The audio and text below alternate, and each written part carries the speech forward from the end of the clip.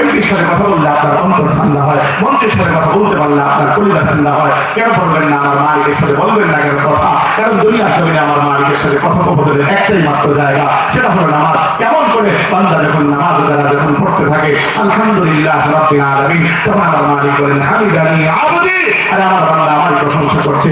যখন বলেন আর রহমানির রহিম, আমার মালিক বলেন নাজ্জালানি আবদি। যখন বান্দা বলে মালিক ইয়াউমিদ্দিন, তখন আমার মালিক এভাবে ডেকে ডেকে বলে আসনা আলাইহি আবদি, আর বান্দা আমার প্রশংসা করছে।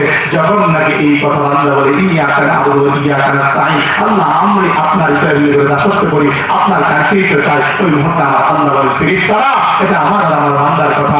ওই মুহূর্তের মধ্যে সঙ্গে সঙ্গে আমার আল্লাহর কাছে যখন বান্দা বলে ইহদিনাস সিরাতাল মুস্তাকিম সিরাতাল লাযিনা আন'আমতা আলাইহিম গায়রিল মাগদুবি আলাইহিম ওয়ালাদ-দাল্লিন, আমার আল্লাহ বলে ও ফেরেশতারা এতটুকুই বান্দা আমার কাছে হিদায়াতের পথ, যারা হিদায়াতের পথের উপরে উঠা দিলাম। জোরে করুন সুবহানাল্লাহ। এটা বুঝতে কেমন করে তোমাদেরকে বোঝা গেল নামাজের গুরুত্ব। নামাজ পড়লে কেবলমাত্র দুনিয়ার জমিনে শান্তি